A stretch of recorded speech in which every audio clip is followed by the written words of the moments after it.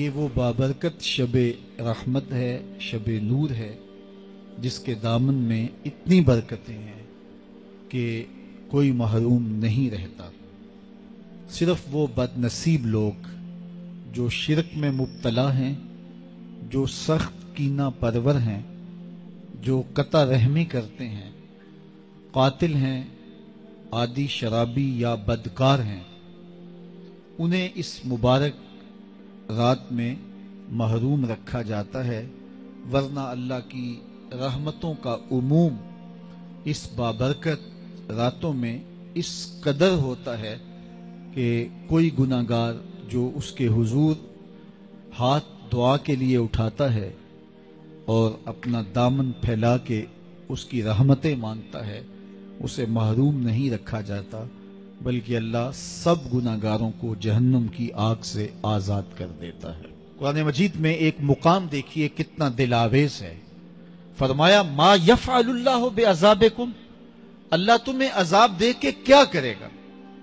اس کی یہ چاہت نہیں ہے کہ تمہیں عذاب میں مبتلا کرے، اس کی چاہت یہ ہے کہ تم اس کی چوکھٹ پہ آؤ، جھولی پھیلاؤ، اس سے خیرات اور رحمت مانگو، اور وہ تمہارے ماضی کے سارے گناہ معاف کر کے، ساری غلطیاں معاف کر کے تمہیں اپنی رحمتوں سے مالا مال فرما دے۔ تو وہ بندوں کو بخشنے پہ، بندوں کی مغفرت کرنے پہ آمادہ ہے، اور اس کی رحمتیں بہانے تلاش کرتی ہیں۔ انسان کی فطرت کے اندر گناہ رکھا گیا ہے۔ آگ، ہوا، مٹی، پانی، یہ ان چار چیزوں کا مرکب ہے۔ اس کے جو عناصر ہیں اس میں کبھی اعتدال قائم نہیں رہتا، اور اس سے گناہ سرزد ہو جاتے ہیں۔ گناہ کرنے کے بعد بندے کا اس گناہ پہ اصرار کرنا، اڑ جانا، ضد کرنا، توبہ نہ کرنا اللہ کو یہ پسند نہیں۔ لیکن اگر اس سے گناہ سرزد ہو جائے تو پھر وہ توبہ کر لے تو اللہ کو یہ بہت زیادہ پسند ہے۔ جو اس سے ہو سکے نیکی وہ اللہ کے حضور پیش کرے، لیکن اس کے اندر جو شر رکھی گئی ہے، اس کے اندر جو قوتیں گناہ کی رکھی گئی ہیں، اس سے اگر اس سے گناہ سرزد ہو جائے تو پھر وہ اللہ سے توبہ کرے، اللہ کی طرف رجوع کرے، تو اللہ اس کی توبہ کو نہ صرف قبول کرتا ہے بلکہ اس کے گناہوں کو معاف کرتا ہے اور گناہوں کو بدل کے نیکیوں میں تبدیل کر دیتا ہے۔ جب گناہ نیکیوں میں تبدیل ہو گئے تو جتنا بڑا گناہ گار تھا اتنا بڑا نیکوکار ہو گیا۔ حضرت سیدنا عمر رضی اللہ تعالیٰ عنہ بازار میں جا رہے تھے تو ایک شرابی نے ہاتھ میں بوتل پکڑی تھی شراب کی، تو حضرت عمر ہاتھ میں درہ رکھتے تھے اور آپ کا جاہو جلال دیدنیت ہوتا، تو جو ہی حضرت عمر رضی اللہ تعالیٰ عنہ کو اس نے دیکھا تو ڈر گیا، اور دل ہی دل میں کہا اے اللہ آج عمر کے قہر سے بچا لے، میں تیری بارگاہ میں سچی توبہ کرتا ہوں، اور جلدی سے شراب کو بغل میں چھپا لیا۔ اتنے میں حضرت عمر سر پہ پہنچ گئے اور گرج کر کڑک کے کہا کہ یہ تیری بغل میں کیا ہے؟ کیونکہ اس کو بوتل چھپاتے دیکھا تھا تو وہ ڈر گیا اور ڈرتے ڈرتے کہنے لگا حضرت یہ سرکہ ہے۔ اب تھی تو شراب، لیکن ڈرتے ہوئے بولا حضرت سرکہ ہے۔ تو حضرت عمر نے کہا نکال۔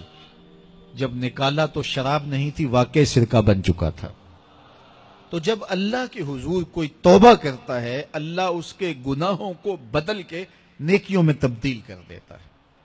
حدیث پاک میں آتا ہے کہ قیامت کے دن اللہ ایک شخص کو کہے گا کہ اپنا نامہ اعمال پڑھ، تو وہ نامہ اعمال پڑھنے لگ جائے گا، تو نامہ اعمال کے اندر چھوٹے گناہ بھی ہوں گے، بڑے گناہ بھی ہوں گے، تو اللہ سے حیا کرتے ہوئے، شرم کرتے ہوئے وہ بڑے بڑے گناہوں کو چھوڑتا جائے گا اور چھوٹے چھوٹے گناہوں کو پڑھتا رہے گا۔ جب وہ سارے گناہ پڑھ چکے گا اور کتاب ختم ہوگی تو اللہ تعالیٰ اسے فرمائے گا میرے بندے تو نے یہ جتنے گناہ پڑے ہیں میں نے سب کو بدل کے نیکیوں میں تبدیل کر دیا۔ تو بندہ کہے گا اللہ ابھی تو میرے بڑے بڑے گناہ رہتے ہیں جو میں نے پڑھے ہی نہیں۔ فَضَحِكَ النَّبِيُّ حَتَّى بَدَتْ أَنْيَابُهُ، حضور جب یہ بیان فرما رہے تھے تو حضور اتنا مسکرائے کہ صحابہ نے حضور کی داڑیں دیکھ لی۔ تو پہلے وہ بڑے بڑے گناہ چھوڑے جا رہا تھا، لیکن جب اللہ فرمائے گا کہ میں تیرے گناہوں کو بدل کے نیکیوں میں تبدیل کر دیا وہ کہے گا ابھی تو بڑے بڑے گناہ رہتے جو میں نے ابھی پڑھے ہی نہیں. تو جب کوئی بندہ اس کے حضور توبہ کرتا ہے، اللہ یہ نہیں دیکھتا اس نے گناہ کتنے کیے ہیں، یہ دیکھتا بندہ آیا میری چوکھٹ پہ ہے تو اللہ اس کے پچھلے سارے گناہ معاف فرما